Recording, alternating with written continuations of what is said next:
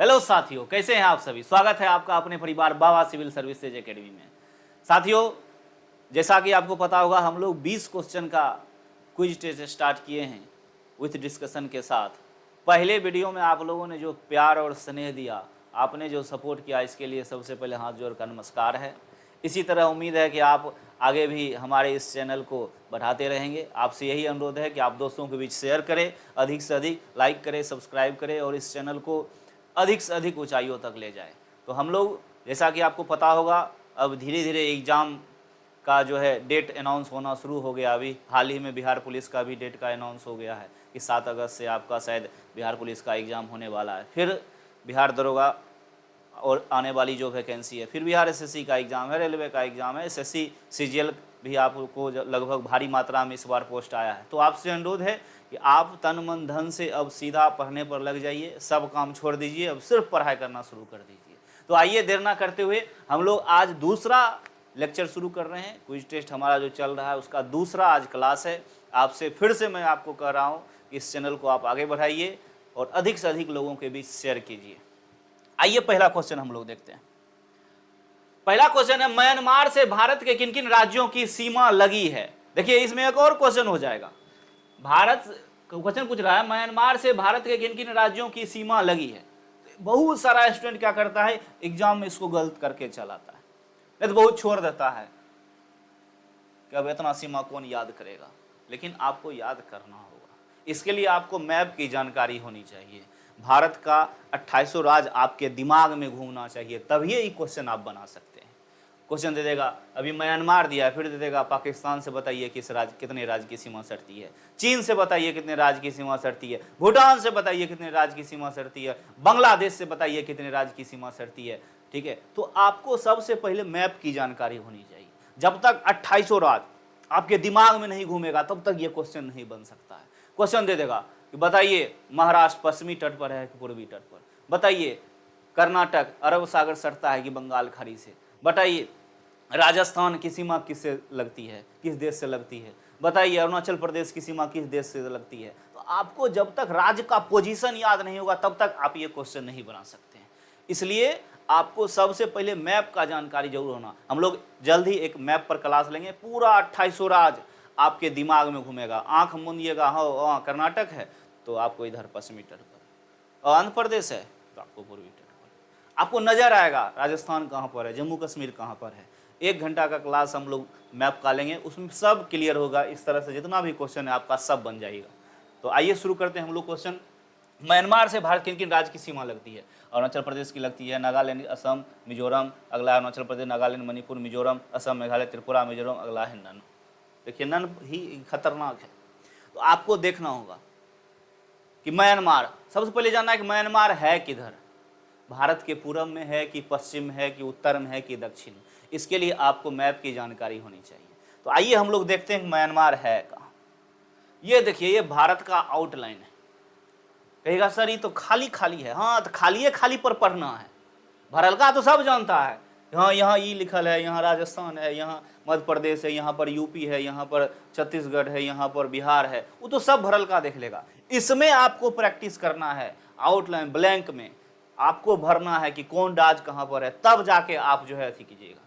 इसमें बताइए कहाँ पर म्यांमार है, कहाँ पर चाइना है, कहाँ पर बांग्लादेश है, कहाँ पर भूटान है, कहाँ पर नेपाल है। इसमें अगर आप 1-2 बार प्रैक्टिस कर लीजिएगा, हम लोग इसका पूरा फुल्ली 1 घंटा का एक जो है मैप का स्पेशल क्लास लाएंगे, जिसमें पूरा 2800 राज्य आपके दिमाग में घूमना शुरू हो जाएगा। किस राज्य से किसकी सीमा सटती है, किस देश से सटती है, वो सब आपका क्लियर हो जाएगा। तो आइए हम लोग जो है म्यांमार से पूछ रहा है कि म्यांमार से किस राज्य की कितने राज्य की सीमा सटती है और कौन कौन राज्य की सीमा। तो सबसे पहले जान लीजिए म्यांमार है क्या। यहाँ है क्या, नहीं, यहाँ पाकिस्तान है। यहाँ क्या है बाबू रे, पाकिस्तान, ये अपना जिससे दुश्मन कहते हो। ठीक है, ऊपर यहाँ क्या है, यहाँ कहिएगा चीन है। ठीक है, ये देख लीजिए, ये आपका नेपाल हो गया, आपका पड़ोसी देश। यहाँ पर जाने के लिए आपको वीजा उजा की जरूरत नहीं होता है। एकदम मोटरसाइकिल देखते हैं उधर सीतामढ़ी वाला उठाता है, घुस जाता है नेपाल। और जानबे करते हैं नेपाल जाके क्या करता है, नहीं बोलेंगे, आप लोग को पता है। ठीक है, अगला है यहाँ पर भूटान। ये सब देश का पोजीशन है, सब मैप को जब क्लियर हो जाएगा। ये देखिए, यही है म्यांमार। यही से आपका क्वेश्चन पूछ रहा है कि म्यांमार से, और ये देखिए ये है आपका बांग्लादेश। यहां तो नीचे आपको पता होगा, यहां पर है श्रीलंका, तो आपको देखना होगा। ऊपर यहां पर आ जाएगा अफगानिस्तान, तो आपको देखना होगा। क्वेश्चन आपका कह रहा है कि म्यांमार से किसकी राज्य की सीमा सटती है। तो आप देख रहे हैं ये वाला जो एरिया है ये है बाबू अरुणाचल प्रदेश का। किसका है? अरुणाचल प्रदेश। यहां पर है अरुणाचल प्रदेश, अरुणाचल प्रदेश, यहां तक एरिया। ये वाला है नागालैंड, ये एरिया है आपका मणिपुर का, ये आपका है मिजोरम। तो क्वेश्चन पूछेगा म्यांमार से भारत के किन किन राज्य की सीमा सटती है, तो ये देख लिए, ये अरुणाचल प्रदेश सट रही है, ये नागालैंड सट रही है, ये मणिपुर सट रही है, ये मिजोरम सट रही है। अर्थात ये चारों राज्य जो है आपका किससे सीमा बनाती है, तो म्यांमार से। कौन कौन है? अरुणाचल प्रदेश, नागालैंड, मणिपुर, मिजोरम। फिर से बोलिए, अरुणाचल प्रदेश, नागालैंड, मणिपुर, मिजोरम। ये सब हम मैप पूरा एक दिन क्लास लेंगे, आप सबका क्लियर हो जाएगा। अरुणाचल प्रदेश उस दिन याद कराएंगे हम कि किस राज्य से कितने राज्य की, किस देश से कितने राज्य की सीमा सटती है, सबका हम लोग फुल डिस्कशन करेंगे। अरुणाचल प्रदेश, नागालैंड, मणिपुर, मिजोरम। म्यांमार से कितने राज्य की सीमा? 4 राज्य। फिर से बोलिए कौन कौन? अरुणाचल प्रदेश, नागालैंड, मणिपुर, मिजोरम। ऊपर क्या आंख मूंद के बनना चाहिए, ऊपर क्या है? अरुणाचल प्रदेश, नागालैंड, मणिपुर, मिजोरम। मैप का क्लास जिस दिन लगे सब आंख मूंद करके बोलते रहिएगा कि कहां पर किस राज्य की सीमा किससे सटती है। तो फाइनल आंसर आपका यही है, अरुणाचल प्रदेश, नागालैंड, मणिपुर, मिजोरम। आइए क्वेश्चन पर हम लोग जाते हैं। क्वेश्चन पर क्वेश्चन है म्यांमार से भारत किन किन राज्य की सीमा सटती है। फिर से बोले कौन कौन? अरुणाचल प्रदेश, नागालैंड, मणिपुर, मिजोरम। तो देखिए अरुणाचल प्रदेश, नागालैंड, असम आ गया। असम ये होगा क्या? नहीं होगा। अरुणाचल प्रदेश, नागालैंड, मणिपुर, मिजोरम, हाँ ये हो जाएगा। आंसर आपका क्या होगा? B for ball. Arunachal Pradesh, Nagaland, Manipur, Mizoram. Clear है? चलिए फिर से बोल रहे हैं, धीरे धीरे पढ़ते जाइए और नोट बनाते जाइए। जब तक नोट नहीं बनाइएगा बाबू तब तक दिक्कत है। ऐसे वीडियो देख लीजिएगा, उससे कोई फायदा नहीं है। आप फिर से मैं आपको बताना चाहूँगा, फिर से म्यांमार से कितने राज्य की सीमा? 4 राज्य, अरुणाचल प्रदेश, नागालैंड, मणिपुर, मिजोरम। अरुणाचल प्रदेश, नागालैंड, मणिपुर, मिजोरम। बाकी काम हम लोग जब मैप का क्लास देखेंगे उस दिन फुल्ली डिस्कशन करेंगे कहाँ पर क्या है। ये भारत है, आपको पता होगा भारत। ये जो पानी वाला ये नीला जो दिख रहा है, समंदर है। भारत 3 ओर जल से घिरा है। भारत 3 ओर जल से घिरे क्षेत्र को क्या कहते हैं? प्रायद्वीपीय क्षेत्र।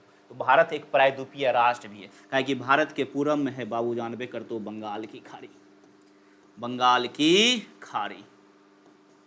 दक्षिण में है हिंद महासागर, हिंद महासागर, और पश्चिम में है अरब सागर, पश्चिम में है अरब सागर। तो भारत देखो तीनों ओर जल से घिरा है, और 3 ओर जल से घिरे क्षेत्र को कहते हैं प्रायद्वीपीय क्षेत्र। अर्थात भारत एक प्रायद्वीपीय राष्ट्र भी है। इसी के बंगाल खाड़ी में यहाँ देख लो, ये है अंडमान निकोबार द्वीप समूह जो बंगाल के खाड़ी में स्थित है। तो आपका क्वेश्चन म्यांमार से कितने राज्य की सीमा सटती है? तो 4, अरुणाचल प्रदेश, नागालैंड, मणिपुर, मिजोरम। आइए देखते हैं हम लोग अगला क्वेश्चन।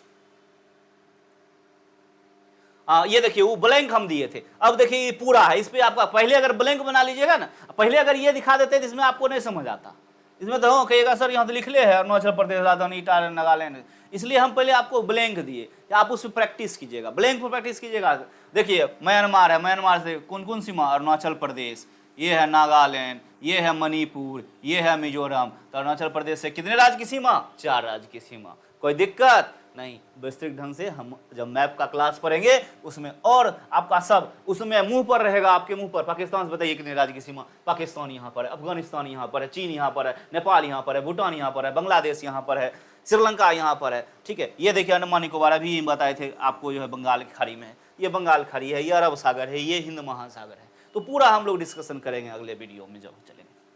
अगला क्वेश्चन, अगला क्वेश्चन है जलियांवाला बाग हत्याकांड के समय निम्न में से भारत के किस वायसराय, या यहां पर गवर्नर जनरल भी कह सकते हो, कोई किताब गवर्नर जनरल भी लिख देता है। जलियांवाला बाग हत्याकांड के समय भारत के वायसराय कौन थे या गवर्नर जनरल कौन थे? तो जलियांवाला बाग हत्याकांड भारतीय स्वतंत्रता संग्राम का कह सकते हो ये वर्ष इतिहास में अमर है। कहे कि यही वो वर्ष है जो बहुत सारे क्रांतिकारियों के अंदर राजनीतिक चेतना का विकास कर दिया। आपको पता होगा कि जलियांवाला बाग हत्याकांड 13 अप्रैल 1919 अमृतसर में एक जलियांवाला बाग जो चारों ओर ऊंची ऊंची दीवारों से घिरा था। शांतिपूर्ण सभा हो रही थी, उस पर जनरल डायर आता है और अंधाधुंध गोली चलाने का आदेश देता है। हजारों की संख्या में लोग मारे गए थे। तो वही क्वेश्चन पूछ रहा है कि जलियांवाला बाग हत्याकांड के समय भारत के किस वायसराय या गवर्नर जनरल का शासन था? तो आपको पता होगा जलियांवाला बाग हत्याकांड हुआ कब था? 13 अप्रैल 1919। कहेगा सर 1919 में क्या क्या हुआ था? 1919 की बाबू पहली घटना थी मॉन्टेग्यू चेम्सफोर्ड सुधार अधिनियम। 1919 में 5-7 वो घटना हुआ था, मैं क्रम से आपको बता रहा हूँ। 1919 की पहली घटना थी मॉन्टेग्यू चेम्सफोर्ड सुधार अधिनियम, जिसके तहत सिख और ईसाई के लिए पृथक निर्वाचन की व्यवस्था की गई थी। एक और अधिनियम था मार्ले मिंटो सुधार अधिनियम जो 1909 में आया था, जिसके तहत मुस्लिमों के लिए पृथक निर्वाचन की व्यवस्था की गई थी।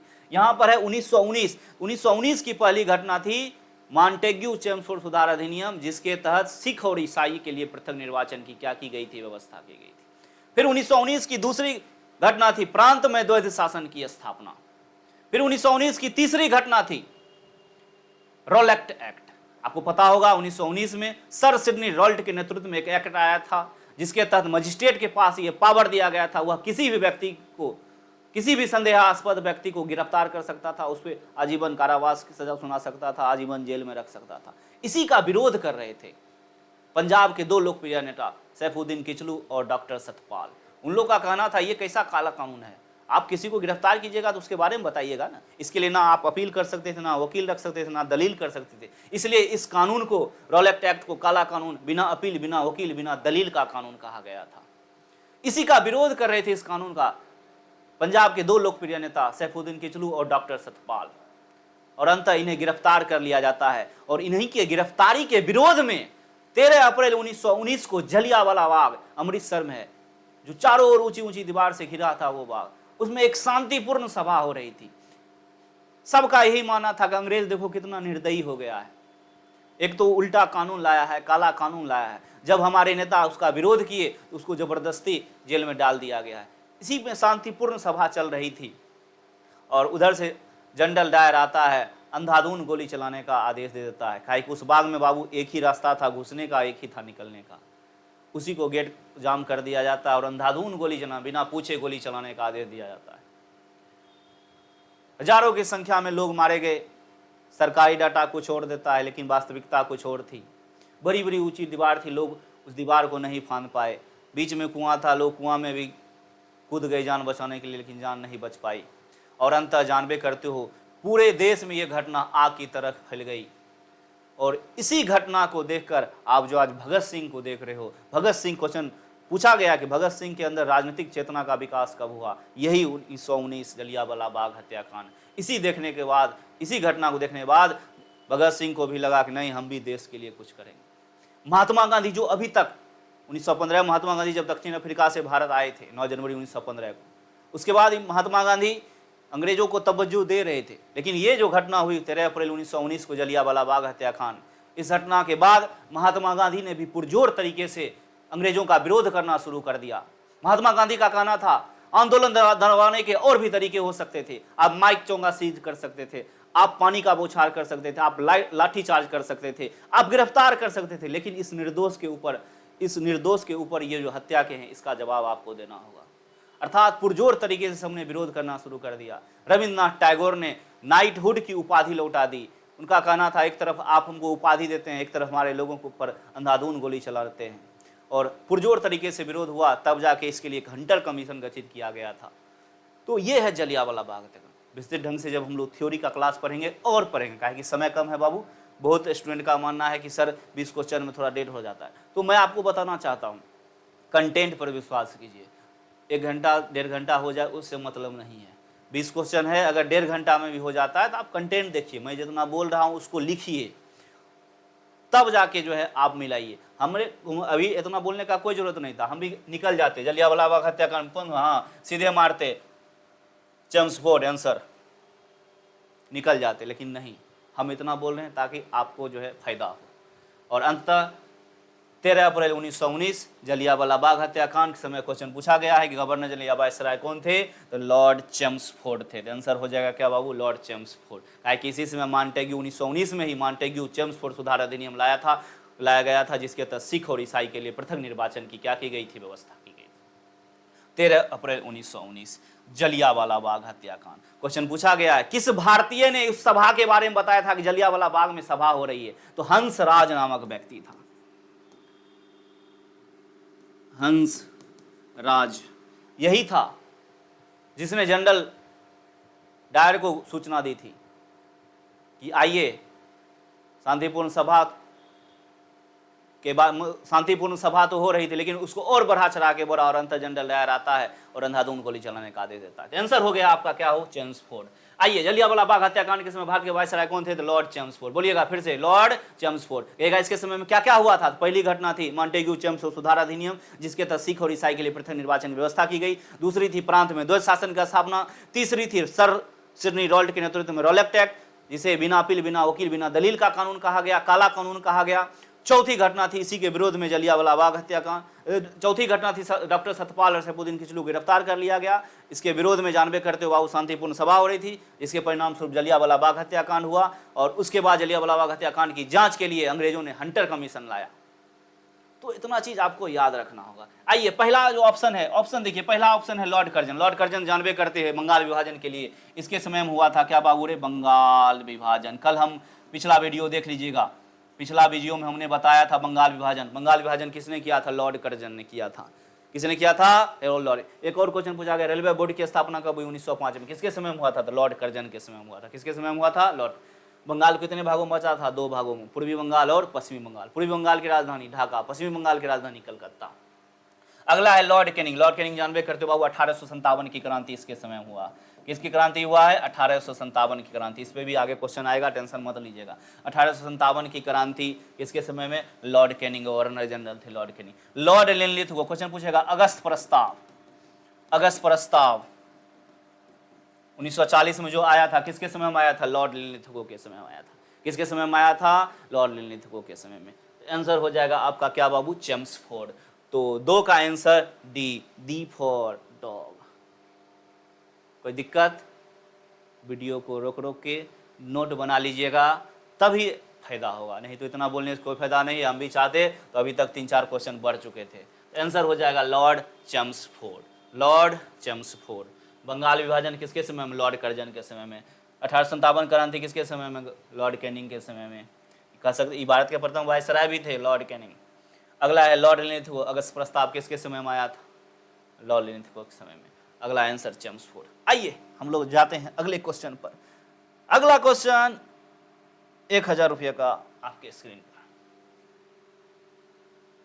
ये तीसरा क्वेश्चन हो गया ना, तीसरा, दूसरा, और नंबरिंग थोड़ा सा दिक्कत है, कोई दिक्कत नहीं।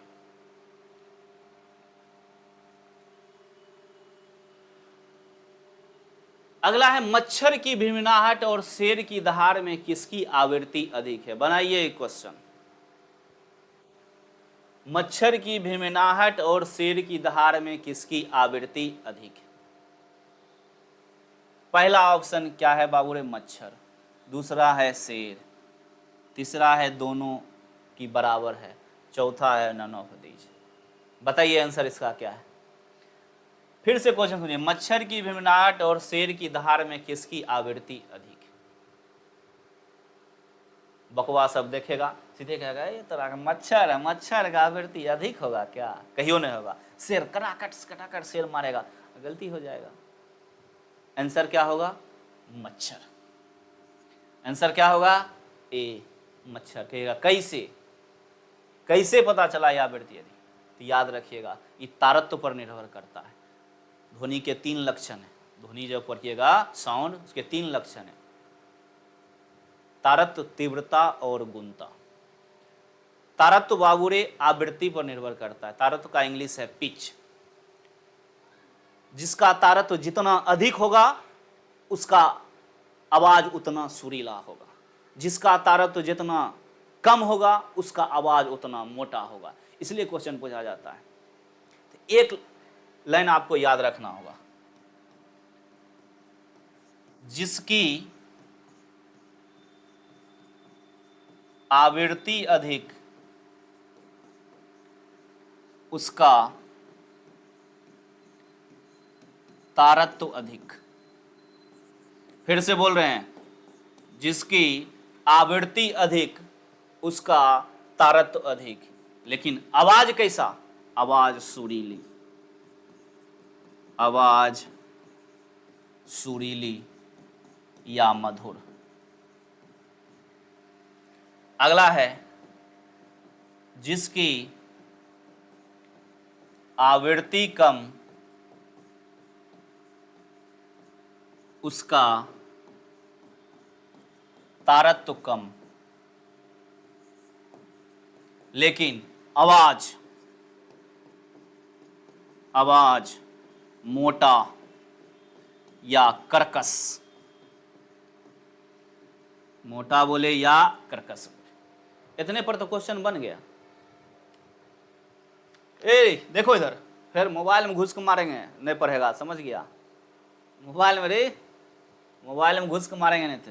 देखो, जिसकी आवृत्ति अधिक उसका तारत्व अधिक। तारत्व यही है पिच, इसी से आवाज सुरीला है कि मोटा है पता चलता है, ठीक है। और तारत्व निर्भर करता है किस पे? आवृत्ति पर। तारत्व निर्भर करता है किस पे? आवृत्ति पर। तारत्व निर्भर करता है किस पे? आवृत्ति पर, ठीक है। तो आवृत्ति अधिक तो तारत्व अधिक, आवृत्ति अधिक तो तारत्व अधिक, लेकिन आवाज कैसी? सुरीला या मधुर, सुरीली या मधुर। आवृत्ति कम तारत्व कम, आवृत्ति कम तारत्व कम, आवाज कैसा? मोटा कर्कश घेंगा टाइप का, ठीक है। इसलिए क्वेश्चन पूछा गया था। क्वेश्चन देगा, महिलाओं और पुरुषों में किसका आवाज किसकी आवृत्ति अधिक? महिला और पुरुष में बताइए किसकी आवृत्ति अधिक? तो दिमाग लगेगा, ओ महिला का बात तो सुरीली तो समझ जाएंगे, इसकी आवृत्ति अधिक उसका तारत्व अधिक, और आवाज कैसा? सुरीली। महिला, आपको साउंड पर जाना है, जिसका आवाज सुरीला है समझिएगा उसका आवृत्ति अधिक है, उसका पिच हाई। फिर से बोलो, जिसका आवाज सुरीला उसका पिच हाई, पिच मतलब तारत, और तारत किस पे निर्भर करता है? आवृत्ति पर। आवृत्ति अधिक तो तारत्व अधिक, आवृत्ति अधिक तारत्व अधिक, आवाज कैसा? सुरीला। फिर से बोल रहे हैं, आवृत्ति अधिक तारत्व अधिक, आवाज कैसा? सुरीला। अगला, आवृत्ति कम तारत्व कम, आवृत्ति कम तारत्व कम, आवृत्ति कम तारत्व कम, आवाज कैसा? मोटा। तो महिला पुरुष में किसका मोटा आवाज है? पुरुष है ना रे, कर्कश टाइप का। तो पुरुष की आवृत्ति क्या है? कम है, इन्हें कि मार देना ज्यादा हम सीधे। अब आएगा शेर और मच्छर में। मच्छर कौन बगल में भिनभिनाइयो रहता है, नींद लगल रहता है, कोई दिक्कत नहीं, चलने दो। शेर आके एक बार कौन में भों भों करेगा, कौन एक बार दहाड़ेगा, दहाड़ उठ के खड़ा हो जाएगा, भाग जाएगा। शेर आके कान में एक बार दहाड़ेगा तो भाग जाएगा, जहां अबे नहीं करेगा। शेर आएगा, जानवे नहीं करता क्या होगा, ठीक है। भावना को समझिए। तो मच्छर की भिनभिनाहट और शेर की दहाड़ में बताइए किसकी आवृत्ति है अधिक? और मच्छर है, उसका आवाज सुरीला है, और आवाज जखने सुरीला हो गया आवृत्ति अधिक तारत्व अधिक, आंसर क्या हो जाएगा? मच्छर। शेर वाले जो मारेंगे भैया उस चल जाइएगा शेर के गुफा में, समझे? इसलिए क्वेश्चन पर ध्यान दीजिए, ये चीज जरूर याद रखिएगा। जिसकी आवृत्ति अधिक उसका तारत्व अधिक, आवाज कैसा? सुरीला या मधुर। जिसकी आवृत्ति कम उसका तारत्व कम, आवाज कैसा? मोटा या कर्कश। क्लियर? पूछेगा, बच्चा और वयस्क में किसकी आवृत्ति कम है? कम है पूछे हैं। वयस्क और बच्चा में बताइए किसकी आवृत्ति कम है? और वयस्क और बच्चा, वयस्क मतलब 18 वर्ष ऊपर, बच्चा मतलब 18 वर्ष से नीचे, और बच्चा का आवाज सुरीला है अर्थात उसका आवृत्ति अधिक है। क्वेश्चन क्या पूछ रहे हैं? कम किसकी आवृत्ति है? स्वाभाविक बात है वयस्क का हो जाएगा। तो जिसका आवृत्ति अधिक उसका तारत्व अधिक, आवाज सुरीला या मधुर। जिसकी आवृत्ति कम उसका तारत्व कम, आवाज मोटा या कर्कश। स्क्रीनशॉट ले लीजिए, लिख लीजिए, और चैनल को सब्सक्राइब कीजिए और शेयर कीजिए। बाबा सर आपके माध्यम से जो है, इस चैनल के माध्यम से आप लोग के बीच आ रहे हैं। इसके बाद जो है आपका मैथ रीजनिंग का भी क्लास होगा रितेश सर के माध्यम से। आप लोग हमारे चैनल को सब्सक्राइब कीजिए। 1000 पूरा देगा कल तक, अभी शायद 600 600 के आसपास है। 1000 कल से परसों तक पूर्णा चाहिए, तब आएंगे लाइव में, तब जाके जो है खेला होगा, है ना। इसलिए 1000 पूरा देगा। जल्दी जल्दी शेयर करो, जल्दी से इसका स्क्रीनशॉट ले लो। एकदम खतरनाक खतरनाक, टेंशन मत लीजिएगा, धीरे धीरे हम लोग आगे बढ़ेंगे। अगला है, हमारे शरीर में वसा का पाचन कौन करता है। मैंने ये क्वेश्चन तो एकदम कराकर मारिए खटाखट एकदम। हमारे शरीर में वसा का पाचन कौन करता है। वसा पेट है, एकदम पेट में भोजन होता है, एकदम तरह तर मार देते हैं। पनीर मसाला, चिकन मसाला, एकदम तरह तर रसगुल्लो और 10-20 को चपाचप दे दिए, या घर में घीयर है, दूध है, करास मार दिए, 2-4 लीटर दूधे पी गए, घी चपाचप दे रहे हैं यहाँ पर। आखिर घी खा रहे हैं, वसा खा रहे हैं, उसको पचाएगा कौन। तो सब पेट में सब डॉक्टर बैठल है। अत्यधिक मात्रा में वसा खा लीजिएगा तो उसका तुरंत पाचन करेगा। अत्यधिक मात्रा में कार्बोहाइड्रेट ले लिए तो उसका पाचन करेगा। अत्यधिक मात्रा में प्रोटीन ले लीजिए, उसका अलग पाचन करेगा। तो सबका डॉक्टर आपके पेट में है। अगर पेट वाला डॉक्टर से नहीं संभला तब जाइएगा आप एम्स में भर्ती होने, ठीक है। पहले तो जो है अंदर वाला फंक्शन, इसलिए संतुलित आहार काहे कहा जाता है, कम कम खाइए। इन्हें की काजू रखल है, पापा मम्मी लेकर आए 1 किलो वाला, चपाचप 2 दिन में घटक गए, तो पता ही क्या होगा, यही सब होगा। घी लाए 1 किलो, तरातर सुरक गए, जखनो रोटियों में, दालों में, चावलों में चपाचप। तो उसका पाचन भी होना चाहिए ना। तो आइए देखिए, हमारे शरीर में वसा का पाचन कौन करता है। हमारे शरीर में वसा का पाचन कौन, ट्रिप्सिन करता है क्या, नहीं। ये सब बाबू एंजाइम है। एंजाइम भी एक प्रोटीन है। पूछेगा एंजाइम क्या है, क्वेश्चन ऐसे एंजाइम क्या है, तो एंजाइम एक प्रकार प्रोटीन। कहेगा ट्रिप्सिन करता है क्या, नहीं। ट्रिप्सिन किसका पाचन करता है, ट्रिप्सिन प्रोटीन का पाचन करता है। किसका पाचन करता है, प्रोटीन। अगला कहिएगा लाइपेज करता है क्या, हाँ, लाइपेज वसा का पाचन करता है। किसका पाचन करता है, वसा का। हम अगर अत्यधिक मात्रा में वसा ले लिए तो उसका शरीर में पाचन कौन करेगा, लाइपेज एंजाइम करेगा। अगला एमाइलेज, ई किसका करेगा, तो ई कार्बोहाइड्रेट का करेगा। कार्बोहाइड्रेट, कार्बोहाइड्रेट का पूछेगा कौन पाचन करेगा, एमाइलेज। कौन करेगा, एमाइलेज। दूध को पचाने में काम करता है कौन बाबू, रेनिन। बच्चा में अत्यधिक सक्रिय होता है। बच्चा और देखता होगा जो 1-2 साल का रहता है, बतली पर बतली, बतली पर बतली, एकदम मम्मी उधर सीरियल देखने में लगल रहती है, ठीक है, रील्स देखने में लगल रहती है, इधर जो है बच्चा आपको बतली में लगा दिया, बतली में चपाचप दे रहा है। 1-2 किलो कैसे पी गया पता नहीं चलता है। हम लोग को कहेगा 1 किलो पीने के लिए तो एकदम गड़बड़ा जाएगा पेट, ठीक है। लेकिन ई बच्चा में रेनिन अत्यधिक सक्रिय होता है, इसलिए 1-2 किलो घटा-घट मार देता है। काहे कि दूध को पचाने में सक्रिय कौन है, रेनिन है। क्लियर रे, फिर से पढ़ो, मोबाइल में घुस मारेंगे, चलो, ठीक है। हमारे शरीर में वसा का पाचन कौन करता है, हमारे शरीर में वसा का पाचन करता है लाइपेज। कौन करता है, लाइपेज। आंसर क्या है, बी। ट्रिप्सिन किसका पाचन करता है, प्रोटीन का। एमाइलेज किसका करता है, कार्बोहाइड्रेट का। रेनिन किसको पचाने में कम करता है, दूध। क्लियर। अब अगला क्वेश्चन, हाँ, ये क्वेश्चन देखो। 30 डिग्री पश्चिमी देशांतर पर सुबह के 8 बजे हैं, तो 45 डिग्री पूर्वी देशांतर पर समय कितना होगा। ये अच्छा क्वेश्चन है, खतरनाक क्वेश्चन है। जान जाइएगा तो सेकेंड लगेगा बनाने में, 4-5 सेकेंड में बन जाएगा। नहीं जानिएगा तो छोड़ कर आइएगा, और क्या है इसमें। इसको निकालने के लिए सबसे पहले आपको डिग्री देशांतर का ज्ञान होना चाहिए, अक्षांश देशांतर का ज्ञान होना चाहिए कि अक्षांश किसको कहते हैं, देशांतर किसको कहते हैं। प्रति डिग्री देशांतर को पार करने में कितना मिनट लगता है आपको पता होगा, शुरू से थोड़ा सा भी पढ़ते हैं तो 1 डिग्री देशांतर को पार करने में कितना मिनट, 4 मिनट। कहेगा सब कैसे 4 मिनट लगता है 1 डिग्री देशांतर को पार करने में, हम रट कैसे लें, हम नहीं समझे 1 डिग्री देशांतर को पार करने में 4 मिनट कैसे लगता है। तो ऐसे लगता है बाबू रे, पृथ्वी जानबे कर, तो पृथ्वी 24 घंटा में कितना डिग्री का कोण बनाती है, 360 डिग्री। कुछ हम पूछेगा पृथ्वी 24 घंटा में कितना डिग्री का कोण बनाती है, 360। कहेगा कैसे, तो पृथ्वी, एगो ग्लोब तो यहाँ नहीं है, लाएंगे अगले क्लास में, फुटबॉल ले लो, ठीक है, और पृथ्वी जानबे कर तो यहाँ से यहाँ तक 180, फिर इसके पीछे भी यहाँ पर होगा 180, तो 180 180 कितना डिग्री का कोण बनाएगा? 360 डिग्री का।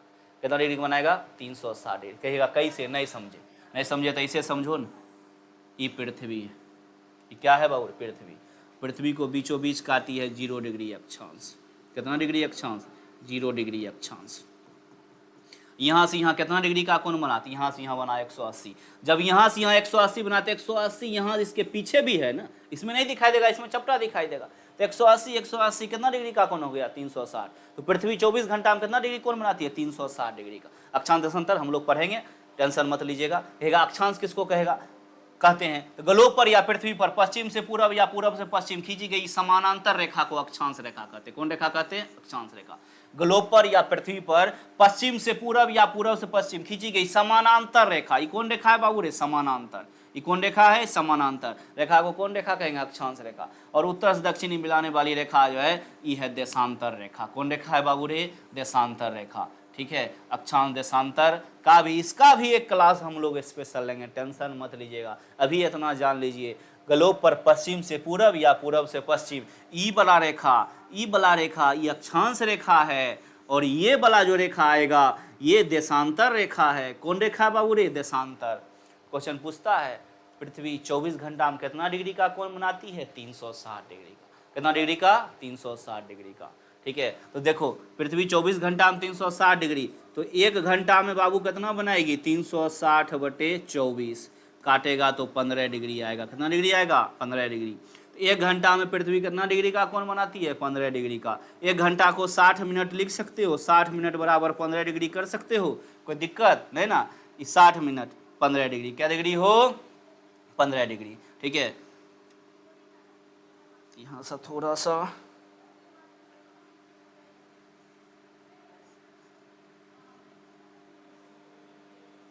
1 घंटा में पृथ्वी कितना डिग्री का है? 15 डिग्री का। 360 में 24 से भाग दीजिएगा तो 15 डिग्री इधर कर लीजिए, और 1 घंटा को 60 मिनट लिख सकते हैं। हाँ जरूर लिख सकते हैं।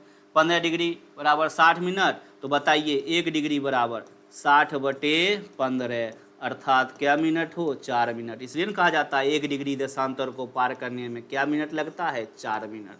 आप लोग जो याद करके बैठे हैं कि 1 डिग्री देशांतर को पार करने में क्या मिनट? 4 मिनट। 4 मिनट कहाँ से आया? यहाँ से आया। पृथ्वी 24 घंटा में 360 डिग्री, 1 घंटा में 360/24 अर्थात 15 डिग्री। 15 डिग्री बराबर 60 मिनट, 1 डिग्री बराबर 4 मिनट। 1 डिग्री देशांतर को पार करने में क्या मिनट? 4 मिनट। कितना हुआ? स्क्रीनशॉट ले लीजिए इसका पहले। 1 डिग्री देशांतर को पार करने में कितना मिनट हो? 4 मिनट।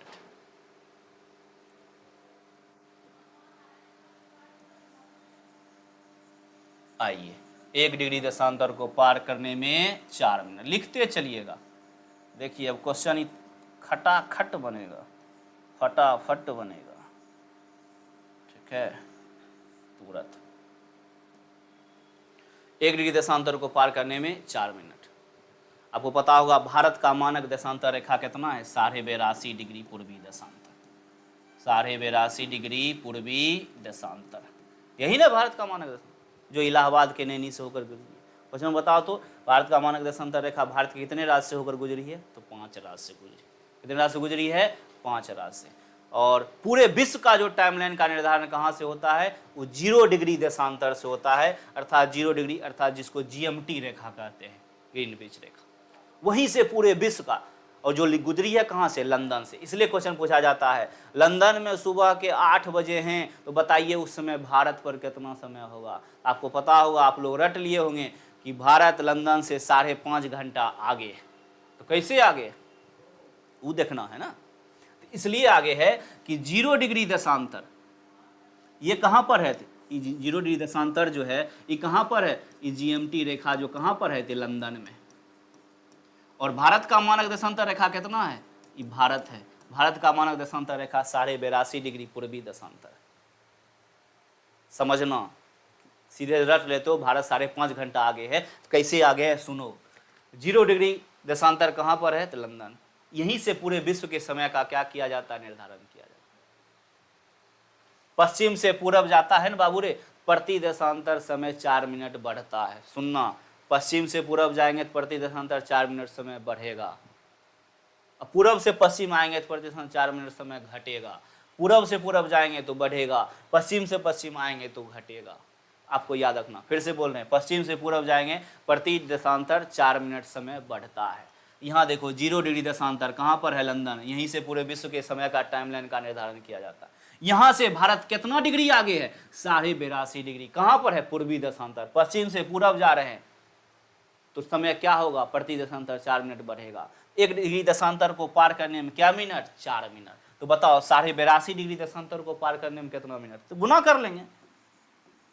82.5 डिग्री को 4 से क्या करना है? गुना। 1 डिग्री देशांतर को पार करने में 4 मिनट। छोड़ो ना, पहले 82 को 4 से गुना करें, एकदम तोड़ तोड़ के समझो। 4 दूनो 8, 8 चौक 32, 328 मिनट। अगला है ये देखो आधा डिग्री। 1 डिग्री को पार करने में 4 मिनट। 1 डिग्री को पार करने में क्या मिनट? 4 मिनट। आधा डिग्री को पार करने में 2 मिनट।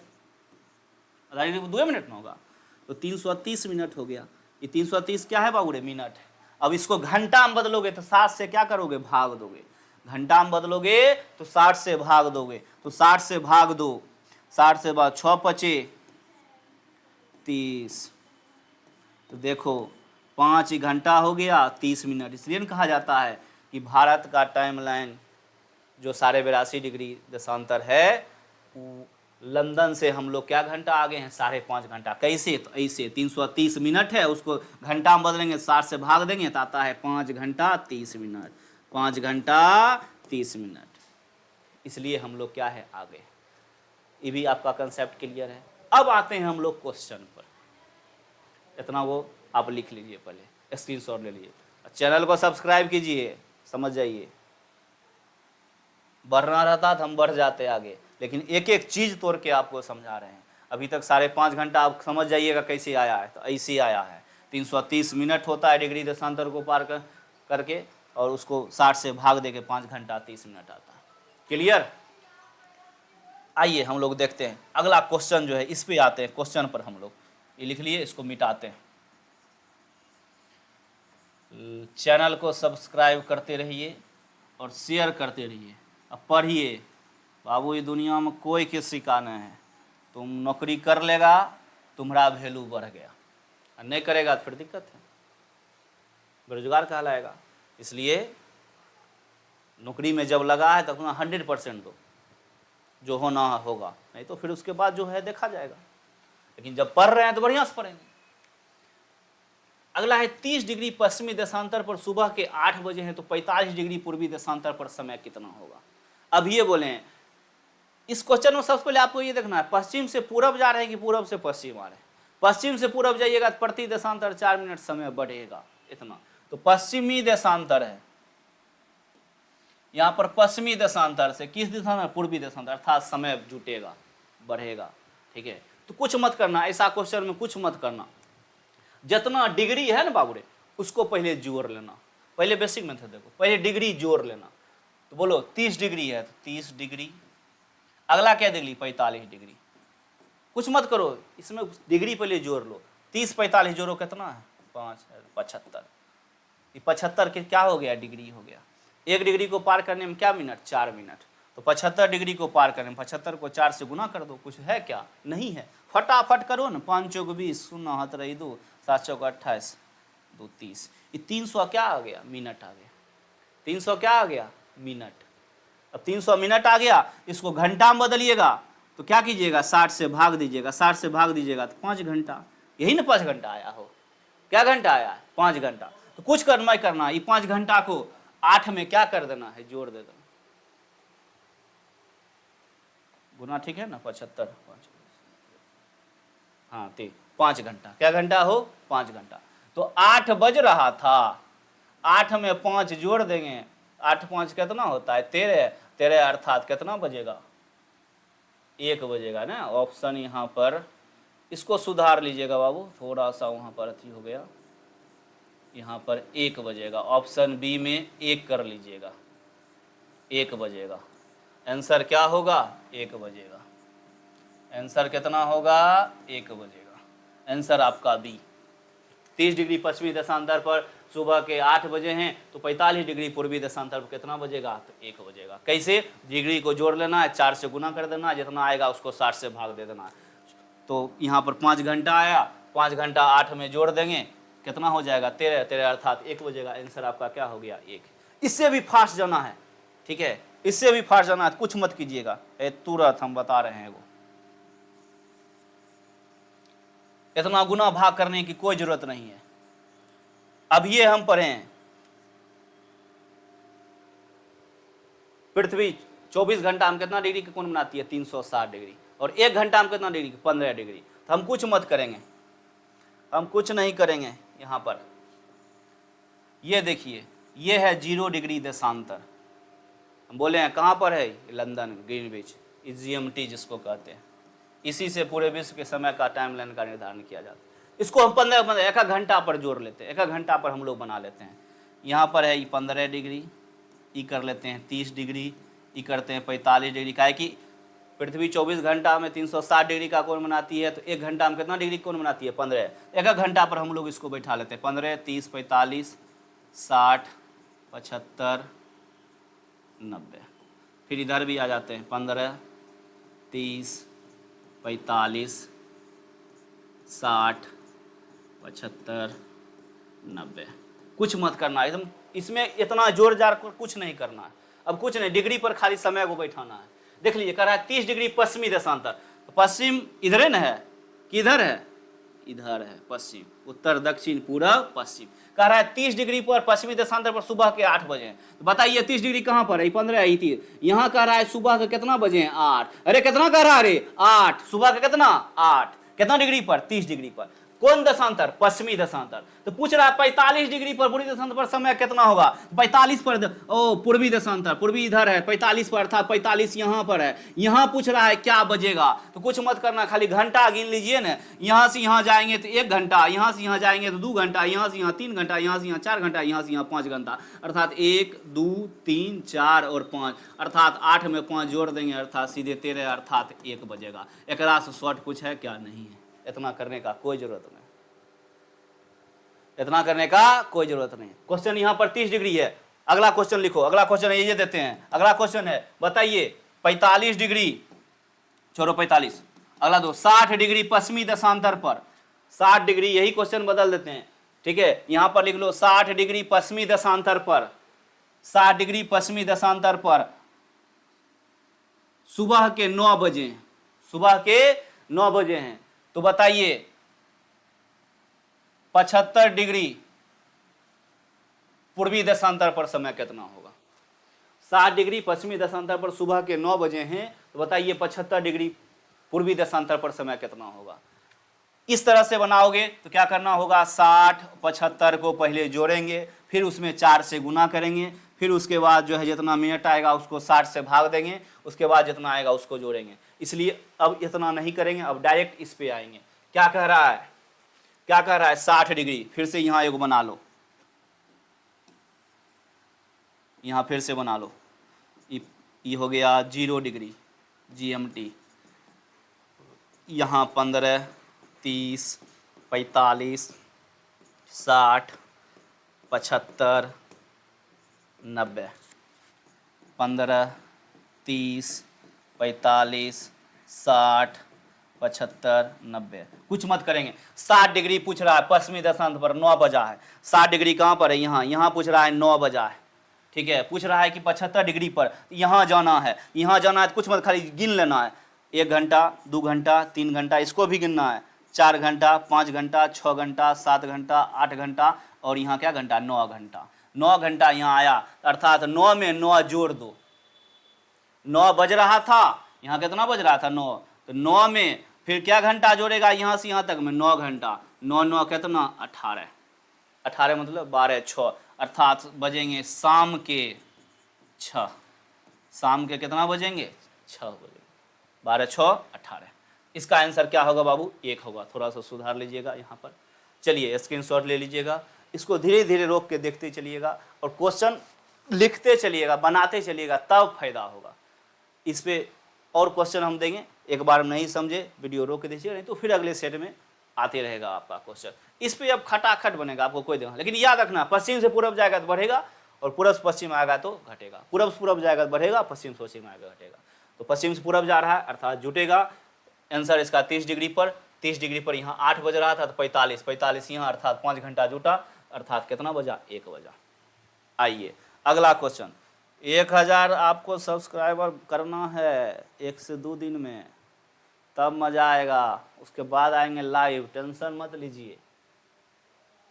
अगला क्वेश्चन, सिकंदर और पोरस के बीच कौन सा युद्ध, फटाफट एकदम यही तो क्वेश्चन आपसे बन जाएगा, कोई दिक्कत नहीं। सिकंदर और पोरस के बीच कौन सा युद्ध लड़ा गया था? सिकंदर और पोरस के बीच, एकदम प्राचीन भारत का, इंसेंट इंडिया का कह सकते हो बाबू रे। जबरदस्त क्वेश्चन है, बहुत बार क्वेश्चन पूछा है, ठीक है। कहेगा सिकंदर और पोरस के बीच कौन सा युद्ध लड़ा गया? पानीपत का प्रथम युद्ध। पानीपत का प्रथम युद्ध सिकंदर कैसे लड़ा गया? इत लड़ा गया था बाबर और इब्राहिम लोदी के बीच। किसके किसके बीच हो? बाबर। कब हुआ था? 21। पानीपत का प्रथम युद्ध जो हुआ था बाबू रे, 21 अप्रैल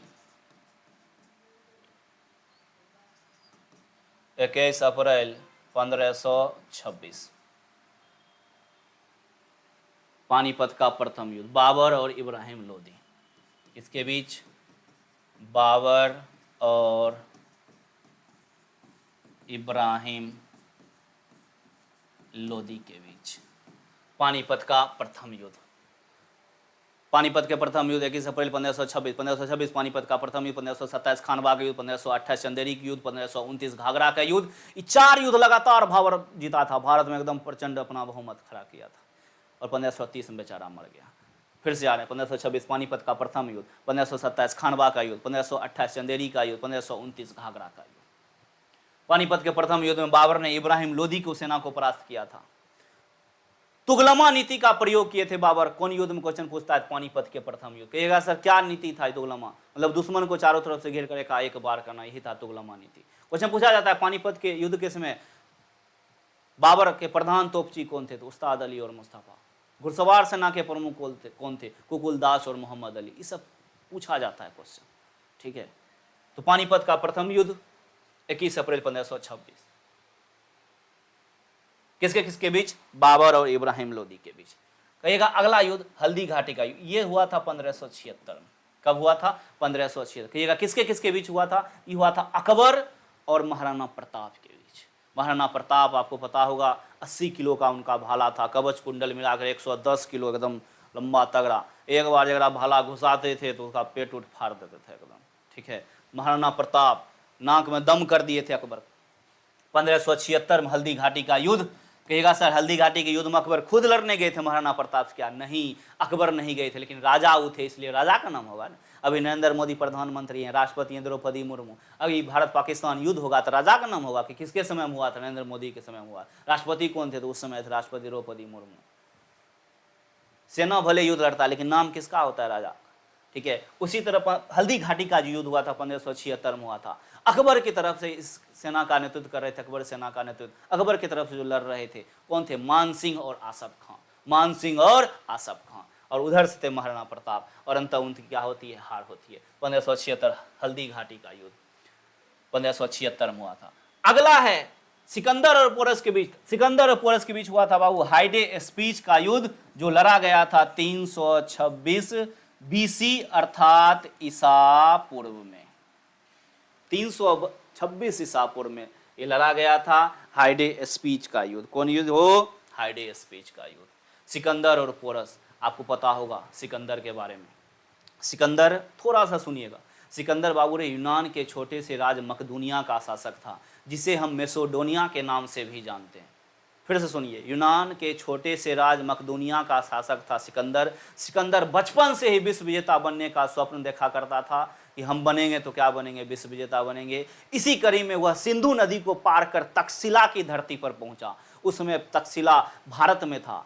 326 ईसा पूर्व की बात कर रहे हैं, ठीक है। तक्षशिला अभी वर्तमान में पाकिस्तान में है, उस समय भारत में था। सिंधु नदी को पार कर तक्षशिला की धरती पर पहुंचा और वहां पर दरबार लगाया और बोला यहाँ के राजा या तो हमारे साथ युद्ध करे। तक्षशिला का उस समय राजा था आम्भी। सिकंदर का ऐलान था, सिकंदर का कहना था या तो यहाँ के राजा हमारे साथ युद्ध करे, नहीं तो हमारे सामने नतमस्तक हो जाए, हमारी अधीनता स्वीकार कर ले।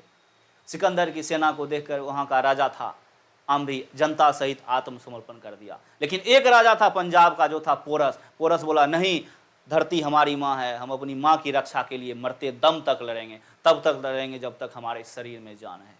और अंत जानबे करते हो बाबू, सिकंदर पोरस को भी जो है अपना संदेशा भेजा था कि तुम हमारी अधीनता स्वीकार कर लो, लेकिन पोरस ने सिकंदर को ललकार दिया, फरियाना है तो मैदान में आकर फरियाओ, ऐसे डराने हम बने से हम भी राजा नहीं है जो तुम्हारी अधीनता स्वीकार कर लेंगे।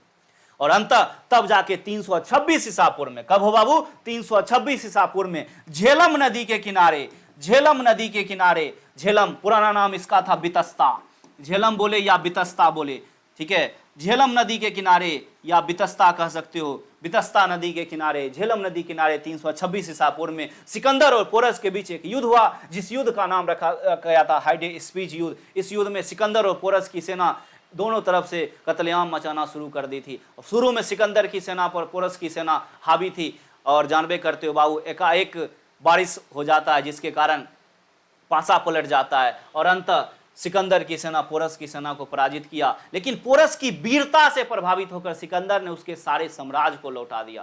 कि सिकंदर का कहना था हमने इतना युद्ध लड़ा लेकिन तुम्हारे जैसा शासक नहीं देखा, सब हमारे सामने आत्मसमर्पण कर दिए, लेकिन तुम अंतिम समय तक हमारे साथ लड़ा। तुम जब अपनी सेना को ललकारते थे तो तुम्हारे जोश को देखकर हम पिघल जाते थे, हमको डर लगता था काश हम हार नहीं जाए। और अंत पोरस की वीरता से प्रभावित होकर सिकंदर ने उसके सारे जीते हुए साम्राज्य को क्या कर दिया, वापस कर दिया।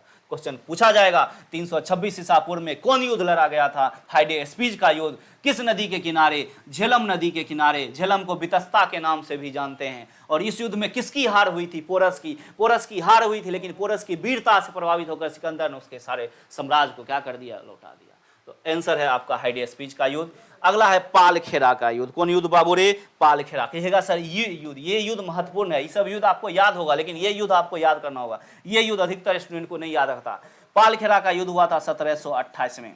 कहिएगा ये किसके किसके बीच हुआ था, पेशवा बाजीराव प्रथम, जिसे लड़ाकू पेशवा के नाम से भी जानते हैं, इसका जब तलवार चलता था तो फिर सब नतमस्तक हो जाते थे। बाजीराव प्रथम और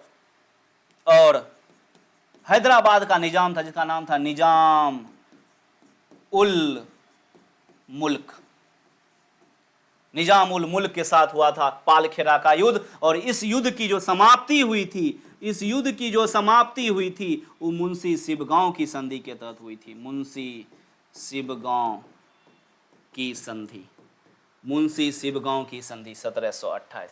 पालखेरे का युद्ध 1728 किसके किसके बीच, लड़ाकू पेशवा बाजीराव प्रथम और निजाम उल मुल्क के साथ।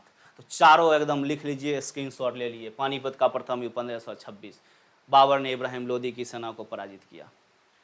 हल्दी घाटा की युद्ध 1576, कौन इसका नेतृत्व कर रहे थे, अकबर की सेना के तरफ से मान सिंह। हल्दी घाटी पहले ही लिख लीजिए सीधे, अकबर और महाराणा प्रताप के बीच। अकबर की सेना का नेतृत्व कौन कर रहे थे, मान सिंह और आसफ खां, मान सिंह और आसफ खां। तो 7 नंबर क्वेश्चन आपका क्लियर। आंसर क्या होगा, हाइडेस्पीज 326 ईसा पूर्व में। पोरस की वीरता से प्रभावित होकर सिकंदर ने उसके सारे साम्राज्य को क्या कर दिया होगा। सिकंदर के घोड़ा का नाम था बाऊ केफला। सिकंदर ने झेलम नदी किनारे बाऊ केफला नगर भी बसाया था अपने घोड़ा के नाम पर। चलिए, चैनल को लाइक शेयर और सब्सक्राइब करते रहिए, तब मजा आएगा। अगला क्वेश्चन है भू प्रॉपर्टी। भू प्रॉपर्टी, यहाँ प्रॉपर्टी लिखा गया कोई दिखना, भू प्रॉपर्टी होता है, प्रॉपर्टी मतलब पृथ्वी पर, समझ जाइए। भू प्रॉपर्टी में पाए जाने वाले सबसे अधिक मात्रा में, देखो यहाँ पर दिया है धातु, यहीं पर कंफ्यूजन होता है। कहेगा सर ये हल्का क्वेश्चन दे, हल्का क्वेश्चन है लेकिन गलती लोग स्टूडेंट करता है। यहाँ दिया है धातु, यही क्वेश्चन बदल देगा बताइए तत्व कौन सा है। कभी तत्व दे देता है, कभी धातु दे देता है, आपको देखना होगा। तत्व पूछेगा तो क्वेश्चन अलग हो जाएगा, और धातु पूछेगा तो क्वेश्चन अलग हो जाएगा। तत्व पूछेगा तो क्वेश्चन अलग, धातु पूछेगा तो क्वेश्चन अलग। हमारा क्वेश्चन पहले क्या कह रहा है, अधिक मात्रा में धातु। अब पहले ऑप्शन देता है ऑक्सीजन, सब रट ले रहता है कि प्रॉपर्टी पर, भू प्रॉपर्टी पर ऑक्सीजन ऑक्सीजन। तो बाबू ऑक्सीजन है, सही बात है, लेकिन ऑक्सीजन क्या है, पहले क्वेश्चन अगर देगा कि भू प्रॉपर्टी में पाया जाने वाला सबसे अधिक मात्रा में तत्व रहेगा, तब हो जाएगा पहले क्या हो, ऑक्सीजन। कहे कि तत्व में धातु, अधातु, उपधातु तीनों आते हैं। तत्व में आ जाएगा ऑक्सीजन, भू प्रॉपर्टी का क्रम है। तत्व में आ जाएगा ऑक्सीजन, उसके बाद आ जाएगा आपका, पता है बाबू रे, सिलिकॉन, तब आ जाएगा एल्यूमिनियम, तब आ जाएगा आपका लोहा। ये चारों याद रखिएगा। तत्व पूछेगा, तत्व पूछेगा, तत्व में ऑक्सीजन, सिलिकॉन, एल्युमिनियम, लोहा। यही धातु पूछेगा, कहेगा सर ऑक्सीजन धातु है क्या? नहीं, ऑक्सीजन क्या है? और धातु है। ऑक्सीजन क्या है? धातु। सिलिकॉन क्या है? उपधातु है।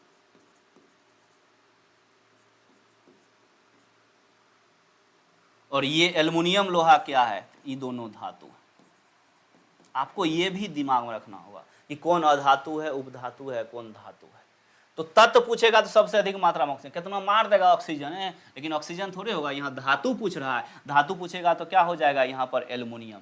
धातु का क्रम देगा कि ऊपर पट्टी पर धातु का क्रम बताइए, धातु का क्रम बताइए। तो धातु सबसे अधिक क्या है बाबू रे? एल्युमिनियम।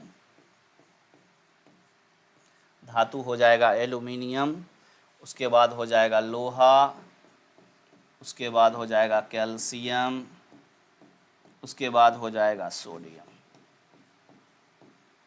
चारों चार चार 8 को जरूर याद रखेगा। तत्व पूछेगा तो ऑक्सीजन, सिलिकॉन, एल्युमिनियम, लोहा। ऑक्सीजन, सिलिकॉन, एल्युमिनियम, लोहा। धातु पूछेगा तो एल्युमिनियम, लोहा, कैल्शियम, सोडियम। आइए आंसर देख लीजिए, लिख लीजिएगा। भूपट्टी में पाया जाने वाला सबसे अधिक मात्रा में धातु, ये तत्व नहीं है, तत्व हम ऐसे लिखे हैं। धातु पूछ रहा है, धातु पूछ रहा है तो क्या हो जाएगा? एल्युमिनियम। आपका आंसर क्या है? सी। आंसर क्या है? सी। कहिएगा ऑक्सीजन क्या होगा? क्या नहीं, ऑक्सीजन तत्व रहता तब ऑक्सीजन होता, तत्व रहता, तत्व में ऑक्सीजन, सिलिकॉन, एल्युमिनियम, लोहा। धातु है एल्युमिनियम, लोहा, कैल्शियम और सोडियम। क्लियर? स्क्रीनशॉट लीजिए और इसको लिखते चलिए। चैनल को लाइक, शेयर और सब्सक्राइब जरूर करें और धीरे धीरे हम लोग बढ़ते चलेंगे। ऑक्सीजन बताइए, ऑक्सीजन का परमाणु संख्या कितना है? 8। कितना है? 8। चलिए ये लिख लीजिएगा, 4 4 8 को। अब नजर आइएगा कि कौन अधातु है, कौन उपधातु है, कौन धातु है। आपको यही दोनों में फंसाता है। तत्व पूछता तब सब मार देता ऑक्सीजन, यो मार देगी दिया होगा ऑक्सीजन, लेकिन नहीं, इसमें क्या होगा? एल्युमिनियम। अगला है नीति आयोग का स्वरूप क्या है? ये अच्छा क्वेश्चन है। नीति आयोग का स्वरूप क्या है? सबसे पहले बात जान लीजिए, यहां पर नीति आयोग है क्या? नीति, इसका फुल फॉर्म बाबू ने बहुत बार पूछा है। नीति आयोग परामर्शदात्री संस्था है कि सरकारी विभाग है कि स्वायत्त निगम है कि यह एक मंत्रालय है? सबसे पहले इसका जान लीजिए, आंसर क्या होगा? परामर्शदात्री संस्था। नीति आयोग सरकारी विभाग नहीं है, स्वायत्त निगम नहीं है, ना ही एक मंत्रालय है, यह एक परामर्शदात्री संस्था है। आपको पता होगा योजना आयोग की जब स्थापना हुई थी 1950 में, ठीक है, तो योजना आयोग का ही नाम बदलकर क्या किया गया? नीति आयोग। 1 जनवरी 2015 को, 1 जनवरी 2015 नरेंद्र मोदी की जब सरकार आई तो उन्होंने योजना आयोग, आपको पता होगा योजना आयोग का काम था योजना को तैयार करना। पंचवर्षीय योजना, पहली पंचवर्षीय योजना 51 से 56, दूसरा 56 से 61 से 66, इसी तरह बढ़ते गया था। तो योजना आयोग का काम यही था, योजना को क्या करना? तैयार करना। लेकिन योजना आयोग पर अंतिम मुहर लगाता था एनडीसी। कौन लगाता? एनडीसी। तो वो योजना चलती आ रही थी, लेकिन जब नरेंद्र मोदी की सरकार 2014 में बनी, उसके बाद जो है उन्होंने 1 जनवरी 2015 को नीति आयोग, योजना आयोग का नाम बदलकर, योजना आयोग का नाम बदलकर क्या कर दिया? नीति आयोग। काम वही है, ठीक है, सिर्फ नाम बदला, नीति आयोग, ठीक है। इसलिए नीति आयोग का फुल फॉर्म पूछता है। और नीति आयोग बाबू एक गैर संवैधानिक संस्था है। गैर संवैधानिक संस्था का मतलब संविधान में उसका उल्लेख नहीं है। योजना आयोग या नीति आयोग का अनुच्छेद है क्या? पता है? आज तक पढ़ा अनुच्छेद नीति आयोग का? नहीं, कहे वह एक गैर संवैधानिक संस्था है, संविधान में उसका उल्लेख नहीं है। यह एक गैर संवैधानिक, अगला 2-4 क्वेश्चन के बाद मिल जाएगा। तो बताइए इनमें से कौन गैर संवैधानिक संस्था है? उसमें एक ऑप्शन दे देगा, नीति आयोग। यह एक गैर संवैधानिक संस्था है, अर्थात इसका संविधान में उल्लेख नहीं है। यह एक परामर्शदात्री संस्था, इसलिए आंसर हो जाएगा, ठीक है।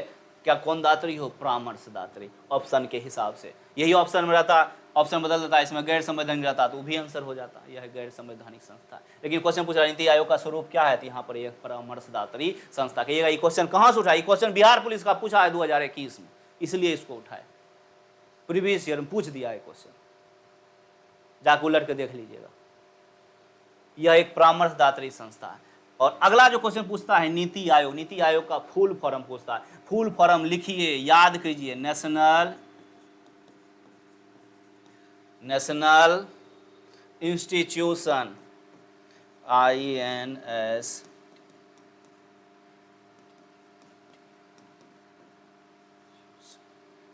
For transforming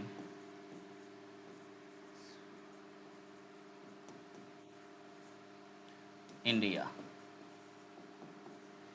national institution for transforming India, यही इसका क्या है, फुल फॉर्म है।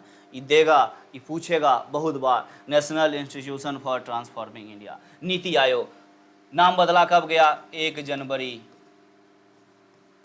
2015। योजना आयोग के नाम पर आया कौन आयोग, नीति आयोग। नीति आयोग क्वेश्चन पूछेगा, नीति आयोग के अध्यक्ष कौन होते हैं, पदेन प्रधानमंत्री होते हैं। अध्यक्ष पूछेगा, अध्यक्ष नीति आयोग तो क्या होते हैं, पदेन प्रधानमंत्री। कहेगा सर ये पदेन क्या लगा देते हैं, नहीं समझे, पदेन प्रधानमंत्री, पदेन का मतलब है जो वर्तमान में है, वही नीति आयोग का क्या होगा, अध्यक्ष होगा। अभी नरेंद्र मोदी प्रधानमंत्री हट जाएंगे, जो बनेंगे वही नीति आयोग के क्या होंगे, अध्यक्ष होंगे। पदेन का मतलब यही है कि वर्तमान में जो है वही इसके क्या है, अध्यक्ष। क्वेश्चन पूछेगा नीति आयोग के प्रथम उपाध्यक्ष कौन थे, प्रथम उपाध्यक्ष नीति आयोग के प्रथम उपाध्यक्ष अरविंद पनगढ़िया, अरविंद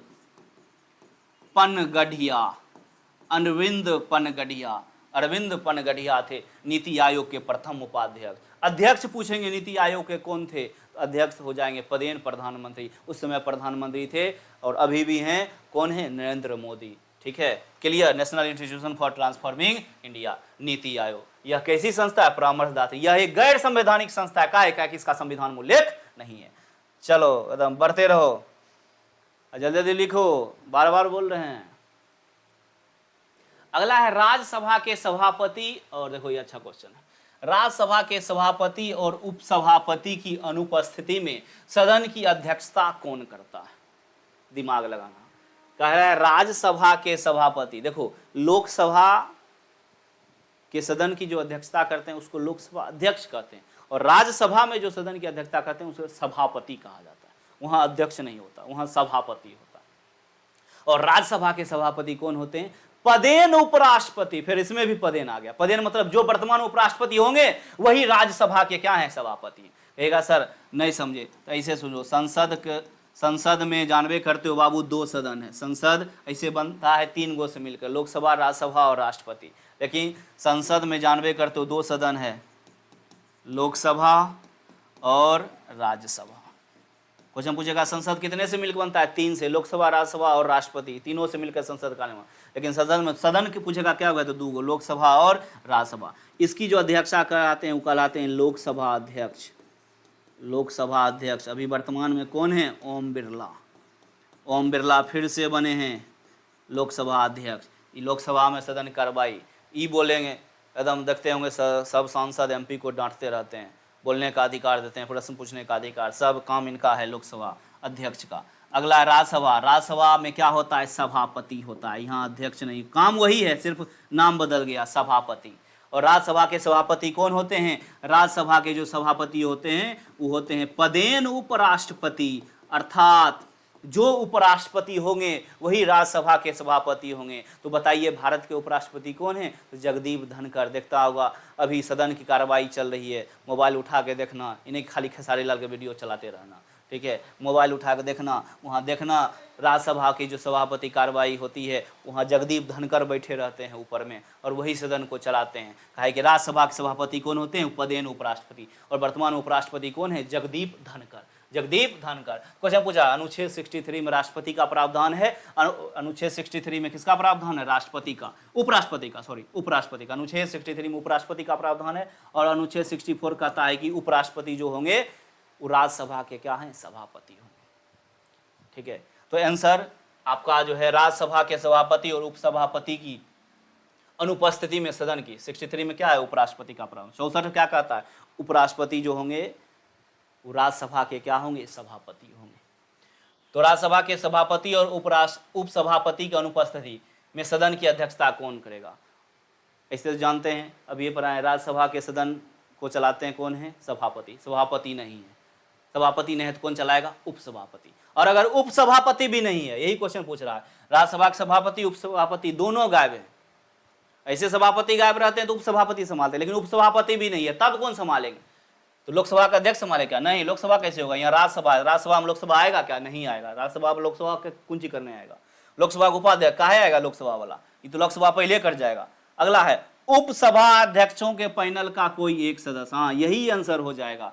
उपसभा अध्यक्ष के पैनल में जो 3-4 व्यक्ति को नामित किया जाता है, उनमें से कोई एक सदस्य क्या करते हैं, उस समय अगर सभापति उपसभापति नहीं रहते हैं तो अध्यक्ष के पद पर सभापति के काम को चलाते हैं, सदन की कार्रवाई को चलाते हैं। उपसभा अध्यक्षों के पैनल का कोई एक सदस्य। सदन के सचिवालय के महासचिव होगा कि नहीं होगा, ये भी है। आंसर क्या होगा, 80। उपसभा अध्यक्षों के पैनल का कोई एक सदस्य। ये भी क्वेश्चन आपका पूछा गया है। क्लियर, चलिए आइए आगे बढ़ते हैं। अगला है बलबन की रक्त एवं लौह की नीति को समाप्त करने वाला, शाबाश रे, बहुत अच्छा क्वेश्चन।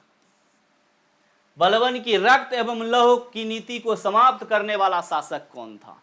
अभी तक पढ़ रहे थे, रक्त एवं लौह की नीति लाया किसने था, अपनाया किसने था, चालू किसने किया था, तो बलबन ने। रक्त एवं लौह की नीति चालू किया था, स्टार्ट किसने किया था, तो बलबन ने। कहेगा सर क्या था रक्त एवं लौह की नीति, विरोधियों को तबाह करने के लिए, विरोधियों को समाप्त करने के लिए बलबन ने अपनाया था रक्त एवं लौह की नीति। इसके तहत बख्शा नहीं जाता था विरोधी को बलबन के द्वारा, एकदम कत्लेआम चलता था। इसको समाप्त करने वाला क्वेश्चन पूछ रहा है, रक्त एवं लौह की नीति को समाप्त करने वाला शासक कौन था। अकबर थे क्या, नहीं। अकबर थे क्या, नहीं। मोहम्मद बिन तुगलक थे क्या, नहीं। अलाउद्दीन खिलजी थे। आंसर क्या हो जाएगा, अलाउद्दीन खिलजी। अलाउद्दीन खिलजी। अलाउद्दीन खिलजी के बारे में जैसे ही याद आता है तो आपको एक चीज़ याद आएगा, रानी पद्मिनी का जौहर। रानी पद्मिनी देखने में इतनी खूबसूरत थी। रानी पद्मिनी के पति का नाम था राणा रतन सिंह। राणा रतन सिंह की पत्नी रानी पद्मिनी देखने में, चित्तौड़ की महारानी देखने में बहुत खूबसूरत। उन्हीं को प्राप्त करने के उद्देश्य से हमला किया था अलाउद्दीन खिलजी, और राणा रतन सिंह के साथ जो है ज़बरदस्त युद्ध हुआ, लेकिन धोखे से राणा रतन सिंह की हत्या कर दी जाती है। और रानी पद्मिनी को प्राप्त करने के उद्देश्य से वो चित्तौड़गढ़ किला में जैसे ही प्रवेश करता है, रानी पद्मिनी अपना आत्मसम्मान बचाने के लिए, कल भी पढ़ाए थे, अगले वीडियो में पढ़ाए थे, एक विशाल चिता का निर्माण करती है और उसमें कूद जाती है। हजारों महिलाओं के साथ 10,000 से ऊपर महिला कूदी थी एक बार चिता में, जिसे जौहर प्रथा के नाम से जाना जाता है। कौन प्रथा हो, रानी पद्मिनी का जौहर सबसे बड़ा जौहर था। आंसर हो जाएगा अलाउद्दीन खिलजी। अकबर के बारे में आप जानवे करते हैं। मुगल काल का संस्थापक पूछेगा तो बाबर। मुगल काल का संस्थापक बाबर, लेकिन वास्तविक संस्थापक पूछेगा तो अकबर। कहेगा संस्थापक और वास्तविक संस्थापक में क्या अंतर है। संस्थापक मतलब जो किसी साम्राज्य या संस्था की स्थापना कर दिया वो संस्थापक, लेकिन जिसके समय में वह साम्राज्य अत्यधिक दूरी प्राप्त किया हो, अत्यधिक नाम कमाया हो, उसे कहते हैं वास्तविक संस्थापक। तो अकबर मुगल काल के क्या थे, वास्तविक संस्थापक थे। जोधा अकबर जानवे करते हो, कितना चर्चित है इस सीरियल भी। मोहम्मद बिन तुगलक, पढ़ा लिखा विद्वान था, लेकिन कह सकते हो जनता से इनका नहीं बना था। रक्त पिचासू बादशाह के नाम से जाना जाता है किसको, मोहम्मद बिन तुगलक को। दीवान ए कोही नामक विभाग की स्थापना की थी। दीवान ए कोही। दीवान ए कोही एक कैसा विभाग था, कृषि विभाग था। कृषि विभाग। क्वेश्चन पूछेगा इसकी स्थापना किसने किया था, मोहम्मद बिन तुगलक ने।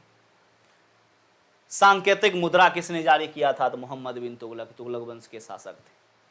सांकेतिक मुद्रा। अकबर जानवे करते हो, अकबर के बारे में तो क्वेश्चन का भंडार है। अकबर जब पढ़ेंगे किसी ढंग से, अभी इतने जान लिया, हल्दी घाटी का युद्ध अभी ये पढ़े अकबर। पानीपत का द्वितीय युद्ध अकबर के समय में हुआ था। पानीपत का द्वितीय युद्ध 1556। अकबर ने हेमू की सेना को पराजित किया था। अगला है अलाउद्दीन खिलजी। हुमायूं तो जानवे करते हो, अकबर के पिता का नाम क्या था, हुमायूं। चौसा का युद्ध आपको पता होगा, हुमायूं याद आएगा तो सीधे याद रखना चौसा का युद्ध 1539। और बेलग्राम का युद्ध 1540। इस दोनों युद्ध में हुमायूं की क्या हुई थी? हार हुई थी। दोनों युद्ध में शेरशाह सूरी ने हुमायूं को क्या किया था? पराजित किया था, और हुमायूं को कुछ दिन के लिए भारत से बाहर जाना पड़ गया था, राज्य छोड़ना पड़ गया था। चौसा का युद्ध 1539 और 1540 हो जाएगा बिलग्राम का युद्ध। क्लियर? रक्त एवं लौह की नीति को समाप्त किसने किया था? अलाउद्दीन खिलजी। अलाउद्दीन खिलजी के बारे में आपको पता ही होगा, बाजार नियंत्रण प्रणाली इसकी सबसे सुधरी थी। बाजार नियंत्रण प्रणाली कहा जाता था इसके समय में, बाजार में अगर कोई बढ़िया 100 ग्राम सामान कम तौलता था तो उसके शरीर से उतना मांस का टुकड़ा काट कर तराजू पर चढ़ा दिया जाता था। तो बताओ, जरा शरीर से एक बार मांस का टुकड़ा कटेगा वो कभी बेईमानी करेगा? नहीं। तो बाजार नियंत्रण प्रणाली सबसे जबरदस्त थी, और बाजार नियंत्रण प्रणाली की जो देखभाल करते थे उसे मुहत्सिब कहा गया उनके प्रशासन में। मुहत्सिब, याद रखना, ठीक है। अगला क्वेश्चन, आंसर इसका क्या हो जाएगा? अलाउद्दीन खिलजी। अगला है, 38वीं समांतर रेखा किन दो देशों को विभाजित करती है? आपको पता होगा, हम लोग भी घर का बंटवारा करते हैं, बाउंड्री बॉल दे देते हैं, सीमा रेखा दे देते हैं कि हाँ ई 26 नहीं भी, ई 26 इधर मेरा है, ई 26 इधर मेरा है, एकदम सीमा रेखा बाउंड्री बॉल मार देते हैं। उसी तरह जब देश का बंटवारा हो रहा है वहाँ भी कोई न कोई सीमा रेखा हुआ। जैसे भारत पाकिस्तान का बंटवारा हुआ, उसका भी सीमा रेखा है। भारत चीन के बीच हुआ, उसका भी सीमा रेखा है। पाकिस्तान अफगानिस्तान के बीच है, उसका भी सीमा रेखा है, ठीक है। उत्तरी कोरिया दक्षिण कोरिया के बीच, उसका भी सीमा रेखा है। जर्मनी पोलैंड के बीच है, उसका भी सीमा रेखा है। तो सबका सीमा रेखा अलग अलग है। यही पूछा, 38वीं समानांतर रेखा किन दो देशों को विभाजित करती है? तो भारत और चीन के बीच आपको पता होगा पहला रेखा है, कौन है? मैकमोहन रेखा, भारत और चीन। भारत पाकिस्तान रेड क्लिफ रेखा, रेड क्लिफ रेखा पूछेगा, भारत और पाकिस्तान, भारत और पाकिस्तान। और आंसर इसका क्या हो जाएगा? उत्तरी कोरिया और दक्षिण कोरिया। उत्तरी कोरिया और दक्षिण कोरिया किसके किसके बीच है बाबू रे? 38वीं समानांतर रेखा उत्तरी कोरिया और दक्षिण कोरिया के बीच। क्लियर? यही पूछेगा डुरंड रेखा। तो पहले था भारत और अफगानिस्तान, लेकिन अब हो गया पाकिस्तान अफगानिस्तान, डुरंड। पुराना किताब देखेगा तो भारत अफगानिस्तान होगा, लेकिन अब हो गया है पाकिस्तान और अफगानिस्तान के बीच डुरंड रेखा। कमेंट बॉक्स में बताइएगा 49वीं समानांतर रेखा, 49वीं समानांतर रेखा किसके बीच? मैनर-हीम रेखा। कमेंट बॉक्स में सबका सब जवाब आना चाहिए। मैनर-हीम रेखा किसके किसके बीच है? 49वीं समानांतर रेखा किसके किसके बीच है? समानांतर रेखा किसके किसके बीच? चिकन नेक रेखा किसके किसके बीच? चिकन नेक किसके किसके बीच? कमेंट बॉक्स में तीनों का आंसर चाहिए, कमेंट बॉक्स में दीजिएगा। चलिए, 38वीं समानांतर रेखा उत्तरी कोरिया और दक्षिण कोरिया, उत्तरी कोरिया और दक्षिण कोरिया। अगला है, हाइड्रोजन बम किस अभिक्रिया पर काम करता है? अच्छा क्वेश्चन है, बच्चे से पढ़ते आ रहे हैं। हाइड्रोजन बम नाभिकीय संलयन अभिक्रिया, परमाणु बम नाभिकीय विखंडन अभिक्रिया, यही पढ़ते आ रहे हैं। लेकिन क्वेश्चन ऑप्शन देखिए, सेटर दिमाग लगा दिया है। हाइड्रोजन बम किस अभिक्रिया पर? कहेगा सर नाभिकीय संलयन अभिक्रिया किसको कहते हैं? दो हल्के नाभिक मिलकर जब एक बड़े नाभिक का निर्माण करते हैं, जिसे अभिक्रिया नाभिकीय संलयन अभिक्रिया कहलाती है। लेकिन उस प्रक्रिया में विशाल ऊर्जा की राशि मुक्त होती है। सूर्य और तारों में ऊर्जा का नाभिकीय संलयन अभिक्रिया। हाइड्रोजन बम पूछेगा तो नाभिकीय संलयन अभिक्रिया पर है, सही बात है। हाइड्रोजन बम का जो निर्माण होता है वो हाइड्रोजन बम का जो निर्माण होता है नाभिकीय संलयन अभिक्रिया पर आधारित है। लेकिन क्वेश्चन पूछा गया है अनियंत्रित की नियंत्रित? तो एक दिमाग लगा देना, हाइड्रोजन बम जखने नजर आ जाए समझना बम को नियंत्रित कभी नहीं किया जा सकता। वो जब भी होगा तो अनियंत्रित होगा। बम नियंत्रित होगा क्या? नहीं होगा। बम जब भी होगा अनियंत्रित, इसलिए होगा अनियंत्रित नाभिकीय संलयन अभिक्रिया। आंसर आपका नियंत्रित नाभिकीय संलयन भी दिया है, अनियंत्रित नाभिकीय विखंडन भी दिया है, ठीक है। अनियंत्रित नियंत्रित नाभिकीय विखंडन भी दिया है, नहीं अनियंत्रित नाभिकीय संलयन अभिक्रिया पर किसका बम निर्माण होता है? हाइड्रोजन। हाइड्रोजन बम परमाणु बम से 1000 गुना अधिक शक्तिशाली। दक्षिण कोरिया के तानाशाह किम जोंग, जानवे कर तो हाइड्रोजन बम का जो है परीक्षण किए थे, थोड़ा ही हुआ था कि पूरा हलचल हो गया था, अमेरिका रोक लगा दिया था एकदम। अगला अनियंत्रित नाभिक अभिखंडन परमाणु बम का निर्माण होता है। परमाणु बम, परमाणु बम अनियंत्रित, सीधा याद रखना, बम अनियंत्रित। क्लियर? आंसर क्या होगा? अनियंत्रित नाभिकीय संलयन अभिक्रिया। हाँ, ये क्वेश्चन देखो, ये क्वेश्चन एकदम इस बार का नया क्वेश्चन है। T20 विश्व कप 2024 आपको पता होगा, अभी अभी एकदम मुंबई के वानखेड़े स्टेडियम में पूरा हमारे T20 विश्व कप के विजेता का सम्मान समारोह। आज सुबह सुबह नरेंद्र मोदी जी से हमारी टीम, इंडिया की टीम मिली थी और अभी रोड शो मुंबई में हुआ, अभी हो रहा होगा और कुछ देर बाद अभी वानखेड़े स्टेडियम में सम्मान समारोह रखा गया, सबको पुरस्कृत किया जा रहा है और होना भी चाहिए। इंडिया विश्व कप T20 विश्व कप विजेता हैं। हम लोग पिछले बार भी 50-50 के भी विजेता बन जाते, लेकिन फाइनल में ट्रेविस हेड का वो जानबे करते हैं किस तरह से बेचारा हमको मारा था हम लोग को, जिसके कारण इंडिया टीम हार गई थी। और इस बार लेकिन T20 विश्व कप इस बार भी कलासन मारिए देता, लेकिन जो है वो सूर्य कुमार यादव डी मिलर का कैच ले लिया, जिसके कारण इंडिया जीत गया। आज हम लोग खुशी मना रहे हैं और अफ्रीका वाला मायूस होगा, कहे कि वो चोकर है। हम लोग के पास इस बार जो है लक था, हम लोग मेहनत किए थे और स्वाभाविक बात है, लगातार भगवान भी सोचा बेचारा सब लगातार मैच जीत रहा, फाइनल हरा दीजिएगा फिर दिक्कत होगा, कितना का दिल टूटेगा, इसलिए इस बार दिल नहीं टूटने देना है। एगो कैच उठा दिए और सूर्य कुमार यादव ले लिया और इंडिया टीम जीत गया। भारत माता की जय। ठीक है, तो T20 विश्व कप 2024 में किस गेंदबाज ने चारों ओवर मेडन फेंककर वर्ल्ड रिकॉर्ड, एकदम लाजवाब है। इतिहास में आज तक ऐसा होबे नहीं किया कि चारों ओवर मेडन चल गया हो, लेकिन आज कर दिया। इन कहा जाता है, इतिहास लिखा जाता है। कौन किए थे? लॉकी फर्ग्यूसन, न्यूजीलैंड के गेंदबाज थे। एक रन नहीं दिए, चारों ओवर मेडन फेंक दिए। शायद अमेरिका के साथ जो है वो मैच था, चारों ओवर मेडन फेंक दिए। पहला ऑप्शन बुमराह। बुमराह अच्छा गेंदबाज है, लेकिन रन तो चारों ओवर में 1-2 रन, 10 रन, 15 बनिए जाता है। बोल्ट जानबे करते हैं, स्टार को भी पते हैं आपको, कहाँ के हैं? ऑस्ट्रेलिया के। कोलकाता नाइट राइडर को बेचारा फाइनल में मैच जिता दिया यही। बुमराह तो फिर अपना शेर है बाबू, वो फाइनल में उस दिन भी अगर बुमराह का वो 18वां ओवर नहीं जाता तो फिर इंडिया आज नहीं जीतता। लॉकी फर्ग्यूसन, विश्व कप 2014 में, विश्व कप इस बार कहां पर हुआ था? कहां पर हुआ था विश्व कप? विश्व कप इस बार कहां पर हुआ था? तो अमेरिका मेजबानी किया था, अमेरिका और वेस्ट इंडीज। अमेरिका और वेस्ट इंडीज मिलकर इस बार किया था मेजबानी और फाइनल हुआ था वेस्ट इंडीज को वेस्ट इंडीज में। विश्व कप 2024 विजेता कौन है? भारत। उप विजेता कौन है? दक्षिण अफ्रीका। आंसर क्या होगा? Lockie Ferguson. अगला क्वेश्चन, अगला है, निम्नलिखित में कौन राज्य सूची का विषय है? निम्नलिखित में कौन राज्य सूची का विषय है? अब देखो, 7वीं अनुसूची, अनुसूची की संख्या कितनी है? मूल संविधान में अनुसूची की संख्या 8 थी, जिसमें हमारा संविधान लागू हुआ था 26 जनवरी 1950 को। मूल संविधान में अनुसूची की संख्या 8 थी, लेकिन वर्तमान में अनुसूची की संख्या पूछेगा कितना है? 12। तो 7वीं अनुसूची जो पढ़ोगे बाबू, 7वीं अनुसूची में शक्ति का बंटवारा किया गया है। शक्ति का बंटवारा जो किया गया है, उस किया गया है संघ सूची, राज्य सूची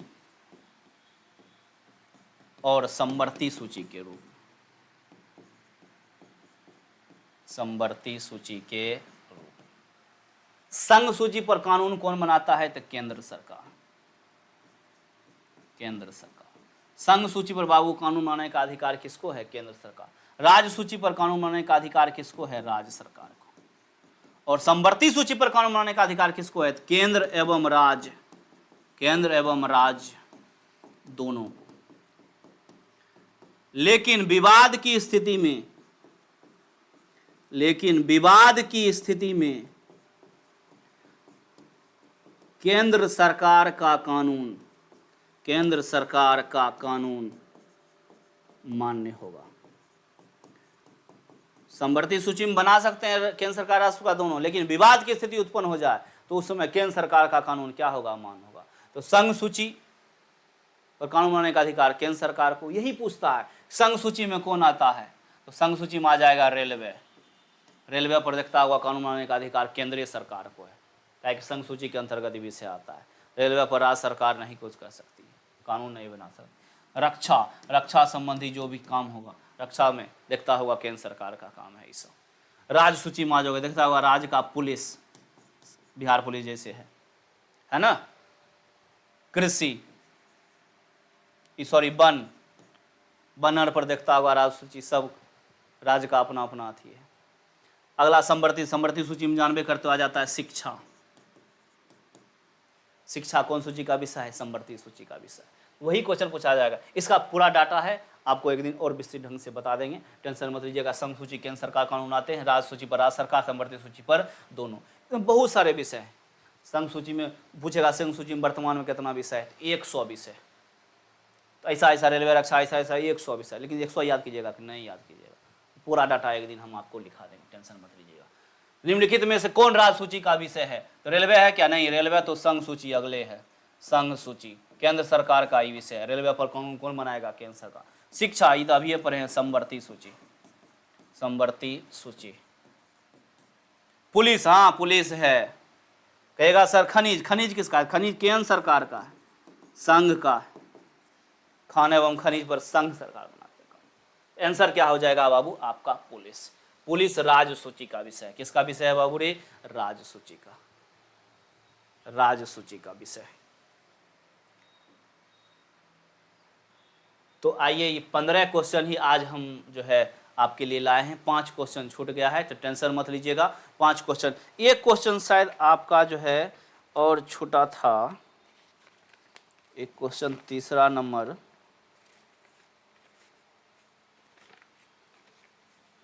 थोड़ा सा मिसप्रिंट हुआ था। तीसरा नंबर क्वेश्चन मैं आपको, अच्छा तीसरा नंबर क्वेश्चन बाद में हो जाएगा, टेंशन मत लीजिएगा। यहाँ पेज पर, हाँ ये देखिए, थोड़ा सा 1 मिनट, थोड़ा सा हम लोग रिवीजन कर लेते हैं, ठीक है। 15 क्वेश्चन का 1 मिनट में हम लोग रिवीजन। निम्नलिखित में कौन सा राज्य सूची का विषय है, क्या हो जाएगा, पुलिस। रेलवे होगा क्या, नहीं रेलवे संघ सूची। शिक्षा क्या, संवर्ती सूची। खनिज क्या, संघ सूची, संघ सूची के अंतर्गत। पुलिस राज्य सूची। आइए हम लोग फटाफट रिवीजन करते हैं। T20 विश्व कप बताइए गेंदबाज कौन थे, लॉकी फर्ग्यूसन। अब इस तरह हम रिवीजन भी तरह करते रहेंगे 1 मिनट 2 मिनट के अंदर। लॉकी फर्ग्यूसन, क्लियर एकदम, चारों में इसको याद करना, पूछबे करेगा इसको। अगला आ जाओ, अगला हाइड्रोजन बम किस, हम बोले हैं बम अनियंत्रित। बम क्या हुआ, अनियंत्रित नाभिकीय संलयन अभिक्रिया, क्लियर। परमाणु बम पूछेगा अनियंत्रित नाभिकीय विखंडन अभिक्रिया, क्लियर।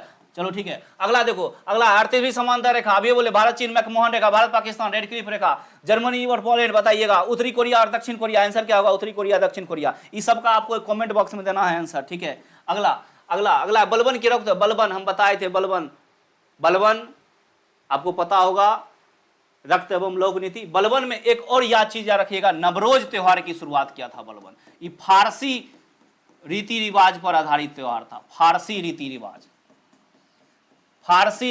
पर आधारित त्योहार था। बलबन ने नवरोज त्योहार स्टार्ट किया था, जो साल के प्रथम दिन से 9 दिन बनता था। बलबन फारसी रीति रिवाज, नवरोज त्योहार की शुरुआत किए थे। बलबन रक्त एवं लोक नीति किसने समाप्त, लागू किसने किया था, रक्त एवं लोक नीति बलबन ने, और समाप्त किसने किया, अलाउद्दीन खिलजी। बाद में इसको याद कर लीजिएगा सब, ये पानीपत का प्रथम युद्ध, ठीक है। राज्यसभा के सभापति उपसभापति अनुपस्थिति में कौन, उपसभा अध्यक्षों के पैनल में एक व्यक्ति होंगे या 2-3 व्यक्ति होते हैं, उसी में से कोई इनकी क्या करते हैं, अध्यक्षता करते हैं। बाद में ये सब क्लियर है।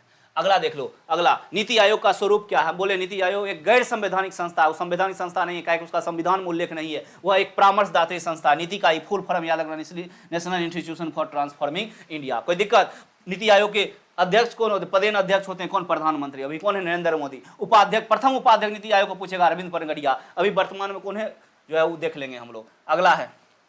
अगला है भूपर्वतीय पाए जाने सबसे अधिक मतलब धातु पूछ रहा है, एल्युमिनियम। यही तत्व पूछता क्या हो जाता है, ऑक्सीजन।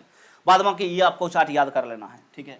आंसर सिकंदर और पोरस के बीच हम बोले हैं 326 ईसा में हाइडेस्पिज का युद्ध। भले पोरस हार गया था, लेकिन पोरस की वीरता से प्रभावित होकर सिकंदर ने उसके सारे साम्राज्य को वापस कर दिया। आंसर होगा हाइडेस्पिज का युद्ध। किस नदी किनारे, झेलम नदी। झेलम को वितस्ता के नाम से जाना जाता है, 326 ईसा पूर्व। बाद में ये सब याद कर लीजिएगा अपना। अगला है 30 डिग्री पश्चिमी दशांतर। हम बोले हैं इस पे बैठाएगा तुरंत बन जाएगा, नहीं तो डिग्री जोड़ दो, 4 से गुना कर दो, उसके बाद 60 से उसको भाग दो, जितना आ जाएगा उसमें जोड़ के भाग निकाल दो। पश्चिम पूर्व जाएंगे समय बढ़ेगा, ठीक है। इसको वीडियो देखिएगा ये वाला ठीक से। अगला है हमारे शरीर में वसा का, वसा हम बोले हैं, वसा का पाचन कौन करता है? लाइपेज। वसा का पाचन ट्रिप्सिन प्रोटीन का पाचन करता है। एमाइलेज कार्बोहाइड्रेट का पाचन, अत्यधिक मात्रा में कार्बोहाइड्रेट ले लीजिएगा। एमाइलेज दूध, अत्यधिक दूध को पचाने में नहीं काम करेगा। अगला है मच्छर की भिनभिनाहट और शेर की दहाड़। हम बोले हैं जिसकी आवृत्ति अधिक उसका तारतम्य अधिक, आवाज सुरीला, सुरीला सुनने में अच्छा। जिसका आवृत्ति कम उसका तारतम्य कम, आवाज कैसा? मोटा कर्कश। हमारा आवाज मोटा अर्थात हमारा पिच क्या है? लो है। आवाज जिसका सुरीला होगा उसका पिच क्या होगा? हाई होगा। पिच मतलब तारत, ठीक है।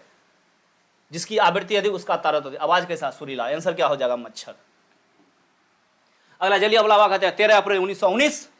याद रखना गवर्नर जनरल कौन थे? Lord Chelmsford. Lord Chelmsford. बाद बाकी ये सब अपना देख लीजिएगा, याद कर लीजिएगा। अगला है, अगला ये तो मैप हम आपको पढ़ाए थे, मैप का एक क्लास चलेगा। अरुणाचल प्रदेश, नागालैंड, मणिपुर, मिजोरम किससे सटने वाली थी? म्यांमार से सटने वाली थी। अरुणाचल प्रदेश, नागालैंड, मणिपुर, मिजोरम। तो कैसा लगा क्लास कमेंट बॉक्स में जरूर बताइएगा। 1000 सब्सक्राइबर आप 1 से 2 दिन में जरूर पूरा कीजिए, ताकि हमको भी मेहनत करने में अच्छा लगे, हम आपके लिए अच्छे अच्छे क्वेश्चन लेके आए। अभी तक के लिए इतना ही। जय हिंद।